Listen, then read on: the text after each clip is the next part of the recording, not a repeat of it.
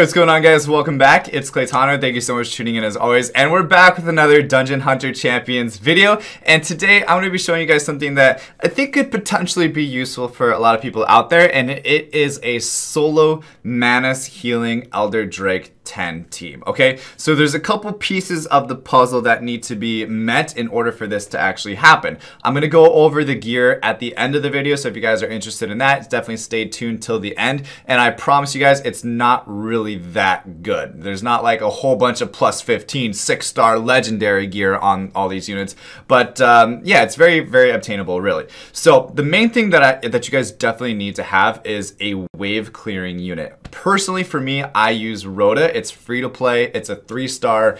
It's farmable. You guys can actually even get like so many skill ups just from farming the nature dungeon itself. So definitely Rhoda is a great option. If you guys don't have your 6-star, even if you have like Blade Masters and stuff, I definitely recommend 6-star Rhoda. She's a great unit overall, really good farmer as well. So Rhoda is my wave clearing unit, and the reason why is because she has like the lower defense, she has the attack speed, she has the twister, she has AoE damage dealing skills, and then she also has the AoE from the basic ability when it shoots and bounces off maximum before enemies. So overall, a really, really strong unit, and it clears the waves very nicely. Now, the next 3 units have to be dot units, in my opinion, for right now anyway, as I'm using dot units for this team.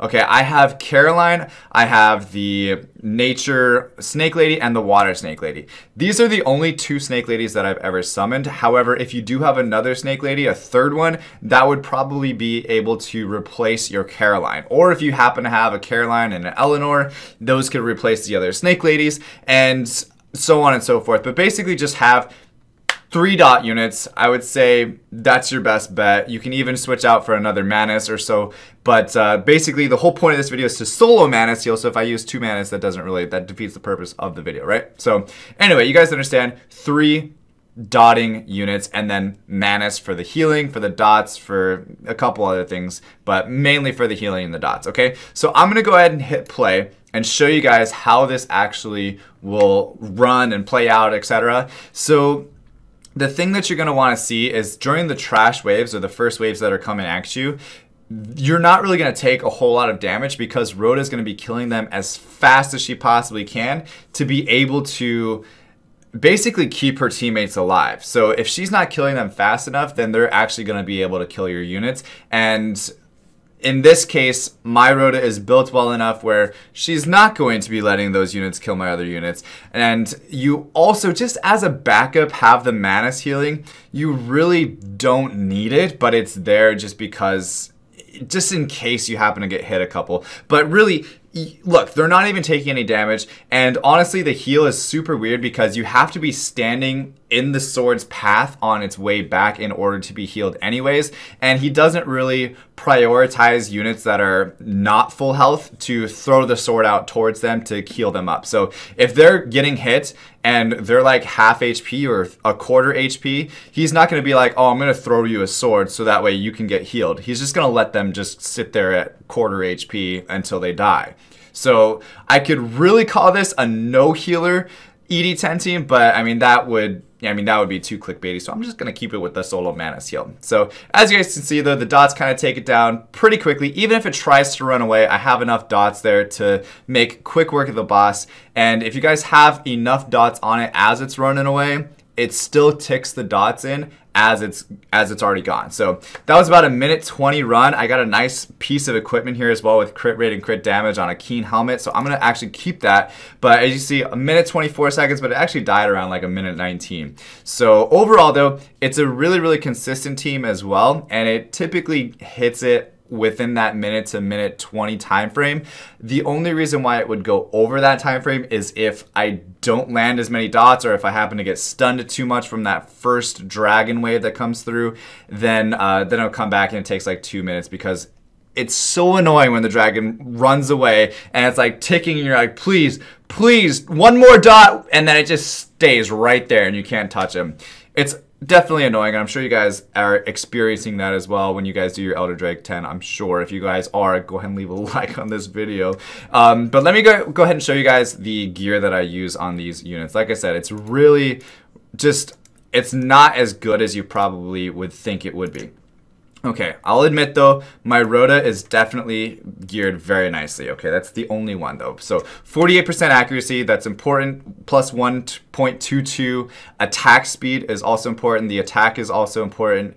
And that is about it. She has high crit rate, but the crit damage is kind of lacking in my opinion because I use crit rate on her glove, which is what I got from the master pack. So if you see, I have attack speed, shoulder pads, crit rate, glove, and then attack percent bracer. And then here are the substats on the helmet, the armor, and the pendant. And then I have my 3 dot units, which is Caroline here. Again, like I said, the gear isn't even like maxed out yet, but I have HP, defense, HP. Those are the substats on the other pieces of equipment.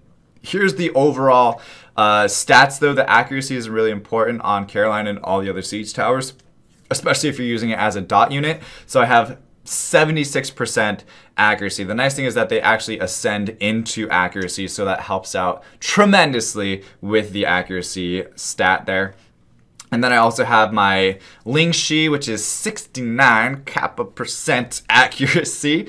Don't really need to worry about attack speed or anything else, but she is definitely on Adept. You guys make sure you have your Snake Ladies on Adept if you're using them. HP, defense, accuracy. Like I said, the gear is just not even leveled up, not even worry. And then I have my final Snake Lady, which is Shi Yao, and she has 66% accuracy. And she is also still built tanky with HP, defense, HP. Here's the substats on the other pieces of equipment. Like I said, lots of accuracy, lots of tanky substats, and that's basically about it for the Snake Ladies. Now my Manas isn't even close to being maxed, but I do have some pretty nice pieces of equipment on him. It's just not maxed out, so you guys can still get these stats if you use like 5-star equipment and you max it out to plus 15. Okay, so here's my shoulder pad, accuracy 22%. That helps out a whole crap load, trust me, 22% there. I have HP here. I have attack percent here. So the attack percent with HP percent means that he's going to be healing more when he heals, because look at his first skill here, time inversion. Cuts time itself, creating mirror image, damage each enemy struck, then rewinds, healing each ally on the way back. And the damage and healing is based on the attack power. So keep that in mind when you're building your Manas. If you want them to be healing your units, make sure you build it with a little bit of attack power on it, which is why I have double attack power. I feel like he still stays alive long enough with the double attack power. If yours is not staying alive long enough, like the song, you probably want to build it with HP on either the shoulder pad or the bracer, or both even. The heals are not really that important, as you guys saw, okay? And then here's the substats on the other pieces of equipment, and that is about it, guys.